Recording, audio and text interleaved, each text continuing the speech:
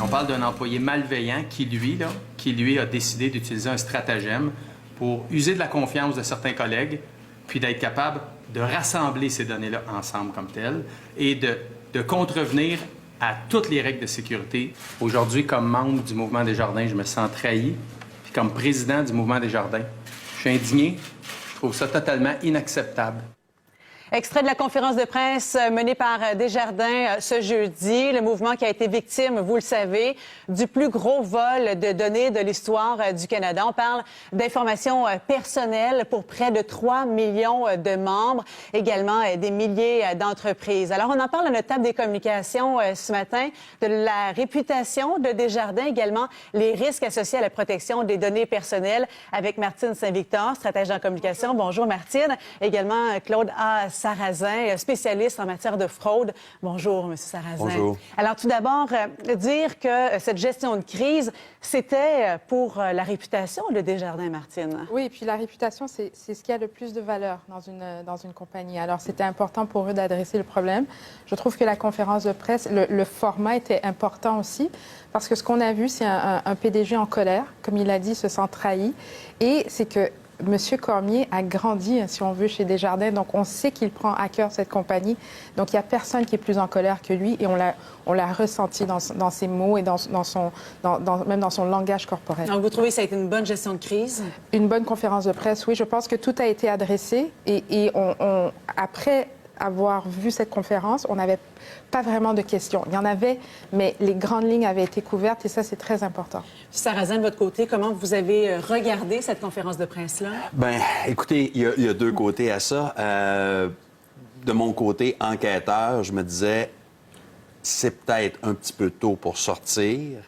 Du côté des clients de Desjardins, je me disais, bon, ben c'est important que les gens le sachent, là. Fait que donc, il y a un effet de balancier là-dedans. Clairement, ça peut avoir un impact sur l'enquête qui est encore en cours, parce que, bien entendu, toutes les méthodes subreptices d'enquête vont être à peu près inutilisables à ce stade-ci. Est-ce que l'enquête était suffisamment avancée pour qu'on puisse faire ça?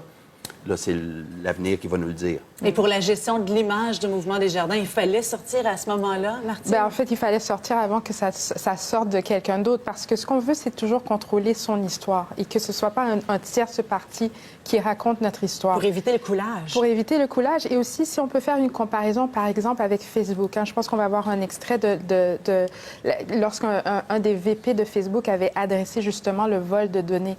C'était une vidéo qui avait été montée. Il ne regardait pas directement dans la caméra. Donc, on sentait qu'il y avait un manque de sincérité. Alors qu'avec cette conférence de presse, on l'a vu, ils sont à l'écoute d'abord, et même sur les réseaux sociaux. Lorsque Desjardins a annoncé ce qui s'était passé, il y a eu plus de 2000 commentaires. Mais vous savez quoi? Ils ont répondu à ces 2000 commentaires un après les autres. Donc, on sait qu'ils sont à l'écoute. Ils savent aussi qu'est-ce qui préoccupe les membres de la Caisse, puisque les gens posaient des questions directement. Et ça, c'est l'équivalent, si on veut, d'une ligne 1-800, quand on dit appeler.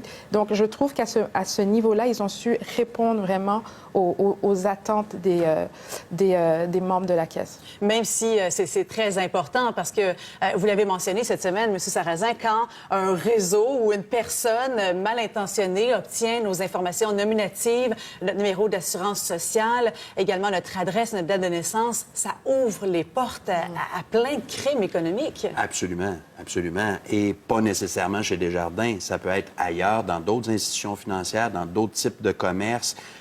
On devient très vulnérable. C'est paniquant. Absolument. Et alors que, et présentement, c'est un grand enjeu, et on le voit dans les publicités, la sécurité dans les institutions financières est un point de vente. Donc, là, Desjardins a une forte stratégie numérique.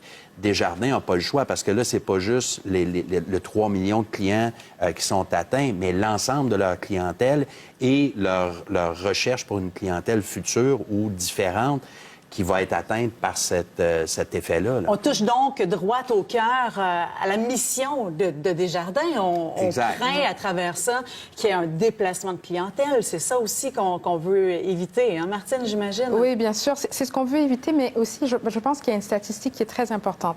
PricewaterhouseCoopers avait fait une analyse et c'est seulement 25% des consommateurs qui jugent que leurs données sont gérées de manière responsable. Donc, ce vol d'identité, ce vol de données, c'est un des grands maux de notre époque et nous, en tant que consommateurs, on le sait.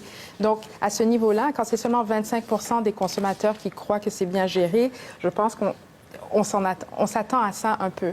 Alors, ce que Desjardins doit faire, parce que si cette fois-ci, et on le voyait dans les commentaires des membres, il y avait beaucoup de compréhension, et je pense que cette compréhension vient du fait justement qu'il y a eu cette transparence lors de la conférence de presse, mais ils ne vont pas l'accepter 2 fois. Ça veut dire qu'effectivement, Desjardins doit renforcer ses méthodes de sécurité, de protection, parce qu'une fois, ça passe, 2 fois, ça ne passera pas. Mais la gestion de crise est-elle terminée, à votre avis, chez Desjardins? Non, absolument pas. Tout va dépendre de ce qui va découler de l'enquête aussi, j'imagine. Oui. De votre côté? Exactement, c'est ça. C'est que là, la conférence de presse vient cristalliser la situation. Mais ce qui va faire avancer l'opinion publique, d'après moi, ça va être les résultats de l'enquête, que ça soit probant, que ça soit clair, qu'on ait aussi une résolution qui soit positive pour Desjardins. Et c'est ça l'essentiel. Au point de vue de l'enquête, bien, le résultat compte pour beaucoup. On est toujours aussi bon que notre dernier dossier. Dans ce cas-ci, c'est ce qui va se produire.